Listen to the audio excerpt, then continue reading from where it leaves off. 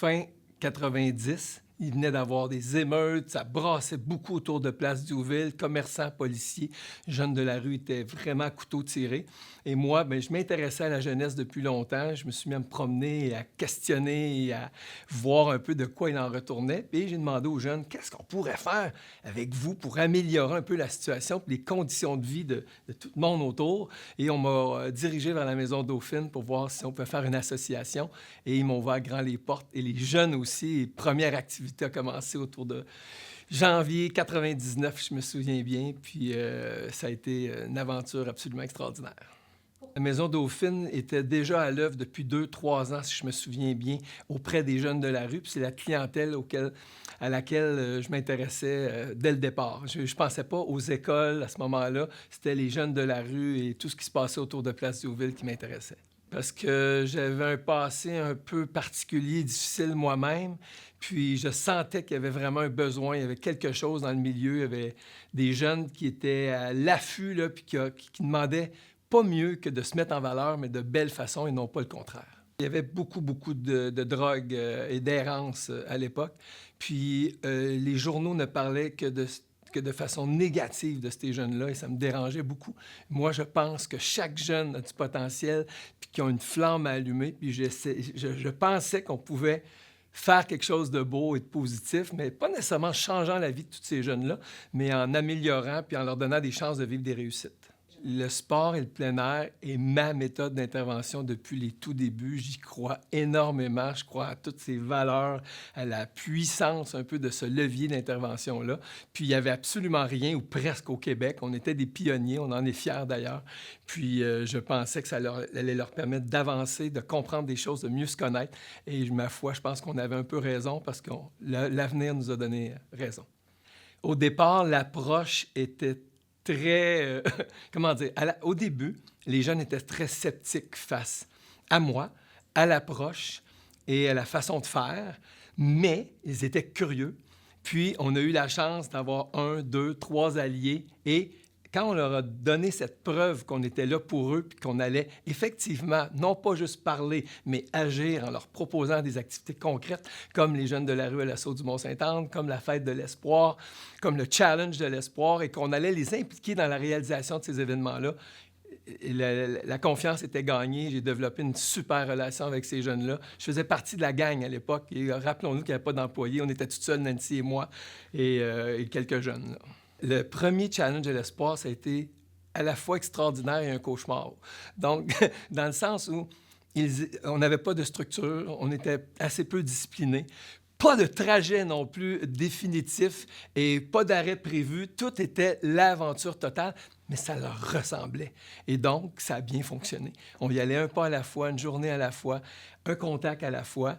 Puis moi, j'ai des souvenirs absolument mémorables de ça et ça m'a vraiment donné l'envie d'aller plus loin et d'améliorer la structure et le contenu du challenge par la suite. L'origine de l'organisme est effectivement artisanale et me ressemblait à l'époque. Moi, je me suis amélioré aussi, l'équipe, tout a fait en sorte que ça devienne ce que c'est aujourd'hui. Mais au départ, on avait l'air des hurluberlus, on avait l'air des gens qui ne savaient pas trop où ce qu'on allait, mais on avait une drive incroyable, beaucoup d'énergie, beaucoup de passion, et c'est ce qui a fait la différence. Et je pense aussi la qualité des contacts qu'on a développés avec les commerçants, les gens des écoles. Le relationnel a pris énormément de place avec les jeunes et avec les gens autour, les partenaires, et c'est ce qui nous a permis de faire la différence, si on veut. J'avais pas toutes les forces, mais je n'étais pas pire en communication quand même. La passion a certainement aidé à convaincre bien du monde. Le fait qu'on ait des réussites, une petite réussite à la fois faisait en sorte que les gens disaient « Mais voyons, ils sont capables de faire quelque chose, ces jeunes-là. » Et on a commencé à voir la barrière tomber entre le négatif et le positif. Puis ça, j'ai trouvé ça beau parce qu'on percevait toujours ces jeunes-là de façon négative. On parlait d'eux pour leurs mauvais coups, la consommation, jamais pour leur réalisation. Et là, les gens se sont aperçus qu'ils sont capables de s'impliquer, d'aller au bout d'une idée, de faire des choses. Puis je pense que là, ça a ouvert les portes au niveau de la police, des commerçants, la Ville de Québec. On a eu rapidement l'appui des gens. Ça m'a beaucoup surpris d'ailleurs. Ouais, j'ai beaucoup aimé l'ouverture et l'aide qu'on nous a apportée. Parce que seul, tu peux rien faire. Et c'est encore aujourd'hui comme ça. Hein? Donc... Le tournant est arrivé rapidement. D'un, une réflexion à savoir, est-ce que c'est viable à long terme avec seulement les jeunes de la rue? La réponse était non. Et là, je suis allé voir dans les écoles, est-ce qu'il y a un besoin? Est-ce qu'il y a quelque chose qu'on pourrait faire de différent? Est-ce qu'on pourrait créer un rôle d'intervenant de milieu, d'amis, d'alliés pour les jeunes? La réponse était oui. Et il y avait effectivement un besoin. Et le Fonds Jeunesse Québec nous a permis, il nous a donné cette première grande subvention qui a permis la création d'une équipe en 2001 autour de ça. Et en 2003, un de nos intervenants qui parlait espagnol s'est aperçu qu'à l'intérieur d'une des écoles, l'école Perrault, pour ne pas la nommer, il y avait des groupes isolés, à part, qui étaient des jeunes immigrants, des jeunes allophones, des jeunes surtout hispanophones. Et on s'est approché d'eux et on s'est dit, mais mon Dieu, ces jeunes-là ont des besoins, il faut les accompagner, il faut les aider, il faut les aimer quelque part. Et ça a été le début, là, de la vraie transformation, si on veut, de Motivation Jeunesse. Puis, on est devenu rapidement un peu des incontournables dans le milieu de l'immigration. Tout le monde parlait de nous comme des spécialistes, alors que je connaissais absolument rien au sujet. Bien, tu sais, si je vais du côté des jeunes immigrants, la plupart des histoires sont magnifiques. Prenons celle de Narine, qui est quand même assez récente. Narine est arrivée de la Syrie, là, et son père venait d'être tué à la guerre. Elle était dans un état vraiment difficile. On l'accompagne, elle s'implique, elle décide de faire du chemin. Et 3 ans plus tard, elle parle français vraiment bien. Elle rentre au cégep. Maintenant, elle a un DEC. Elle est gérante au Urban Planet. Elle a plein d'ambitions pour l'avenir. Pour moi, c'est une réussite absolument extraordinaire. Mais on n'est pas seul là-dedans. On était plusieurs à l'accompagner. Mais ça, là, c'est du Motivation Jeunesse. Quand je pense à André Savard, à tous les jeunes punks et marginaux de l'époque, plusieurs sont devenus des vrais itinérants et qui n'ont pas de travail, mais certains se sont démarqués, dont André, que vous allez rencontrer éventuellement.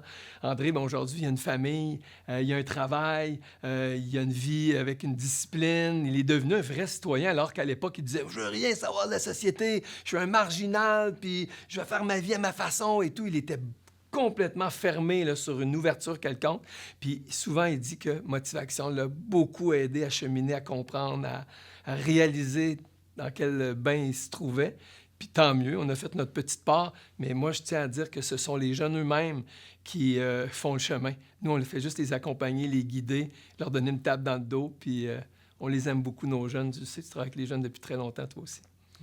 Bien, la grande force de Motivation Jeunesse, ce sont les intervenants, les personnes clés qui sont proches des jeunes, qui les accompagnent à tous les jours, qui deviennent leurs amis, leurs alliés, leurs grands frères, leurs grandes sœurs. Je l'ai toujours dit, c'est eux la réussite de Motivation Jeunesse. Quand on a gagné des trophées, puis quand on a eu des belles réussites et tout, on me voyait beaucoup, j'étais le porte-parole et tout ça, mais ce sont eux la vraie réussite de Motivation Jeunesse. Puis on a toujours su trouver les bonnes personnes, des gens forts, des gens différents un peu, qui ont une personnalité, qui ont une couleur, puis on leur demande de la mettre à profit, puis ils le font bien. Colin, qu'on est chanceux d'avoir eu toutes ces équipes-là. C'est un de mes grands bonheurs, c'est un de mes grands plaisirs aussi de dire qu'on a contribué aussi à l'essor de peut-être 200 intervenants et plus dans la Ville de Québec. Je trouve ça vraiment beau, vraiment. Je souhaite à Motivation Jeunesse la plus longue vie possible. J'espère être assis sur mon balcon à l'âge de 80, 85 ans et de voir encore passer des jeunes à vélo, avec le sourire, impliqués, engagés. Je souhaite que ça ait une très, très, très longue vie. Puis je suis bien fier de ce que vous faites aujourd'hui avec l'organisme. C'est vraiment de toute beauté. Puis j'espère que ça va se continuer longtemps. J'ai été, je dirais, la cofondatrice de Motivation Jeunesse dès les premiers balbutiements. En fait, j'étais en Afrique. Luc m'écrivait des lettres, me nommait un peu ses idées folles. Puis moi, avec mon regard de travailleuse sociale, j'étudiais en travail social, j'ai vu tout de suite le potentiel du projet dans son accompagnement pour les jeunes. C'était une idée folle, cette idée-là, de partir un organisme basé sur le sport, le plein air, mais en même temps, quel beau moyen de raccrocher des jeunes en difficulté qui allaient vivre une autre façon d'avoir de l'adrénaline, de l'endorphine, mais de façon naturelle. Bien, j'étais rendue là, moi, personnellement, parce que, justement, je finissais mes études en travail social, en intervention sociale, puis d'avoir une autre façon d'intervenir, ça m'apparaissait vraiment très, très inspirant. Puis, faut se le dire, on était en amour, Luc et moi, ça aidait un peu. Un des plus grands défis dans les démarrages de Motivation Jeunesse, ça a été de travailler avec des jeunes en difficulté qui étaient quand même déjà assez âgés, qui avaient toute une historique là, de dépendance et tout ça. Fait qu'on arrivait, on leur faisait vivre de bons moments, oui, mais à long terme. Est-ce qu'on initiait réellement un changement dans leur comportement, dans leur vie? Non. Alors, le grand défi, ça a été d'aller en prévention, d'aller vers les plus jeunes, secondaires, primaires, pour avoir vraiment un réel impact sur ces jeunes-là. Une des plus belles réussites que je prendrais un petit peu sur mon compte, c'est d'avoir utilisé le lien de confiance qu'on avait avec les jeunes et de dire on va aller encore plus loin. L'impact qu'on avait avec les jeunes était très intéressant, mais pourquoi pas y aller avec la famille? Ce que les jeunes vivaient, tenter de le faire vivre à la famille. Alors, pendant 6 années, sur 2 projets, Ma famille avant tout et Tous pour un, on a offert des activités de plein air, de loisirs aux familles, souvent pas très fortunés, et ça leur permettait de voir leurs enfants différents et les enfants de voir leurs parents différents dans un contexte nature, dans un contexte de plaisir. Ça a été vraiment quelque chose qui a porté ses fruits. C'est certain qu'on a initié là, des changements au sein de ces familles-là, de plusieurs familles. Il y a plusieurs impacts positifs du travail qui s'est réalisé avec l'équipe de Motivation Jeunesse.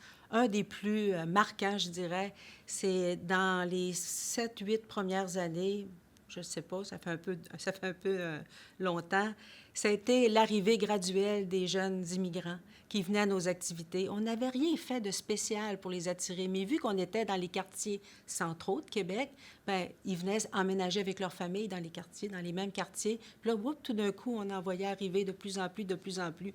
Puis finalement, au cours des années, bien, on se rend compte qu'il y a eu probablement des centaines et des centaines de jeunes immigrants au statut de réfugiés, particulièrement, qui ont bénéficié des activités offertes par Motivation Jeunesse pour s'initier à la culture québécoise puis à la nature québécoise. Alors, ils ont bénéficié d'activités de sport, de loisirs. Ils ont rencontré des jeunes Québécois, donc la culture québécoise. Puis, on ne se le cachera pas, ça a probablement été aidant pour leur francisation. Bien, c'est une anecdote très personnelle puis sentimentale. La première année de Motivation Jeunesse enregistrée, en 2000, on est parti, Luc, 6 jeunes de la rue, en désintoxication, et moi, faire la traversée des Rocheuses canadiennes, 1250 km avec ces jeunes-là en vélo. C'est vraiment pas des cyclistes, on se le cache pas. Puis pendant le voyage, je me sentais comme un peu impatiente, un peu bizarre dans mon corps. Fait que je dis à Luc, je pense que je suis enceinte. Il dit, ben voyons, ben non. Fait qu'on revient à Québec, puis fait le test de grossesse. J'étais enceinte pendant qu'on faisait la traversée des Rocheuses. Et Emmanuelle est née en 2001, et elle n'aime pas le vélo.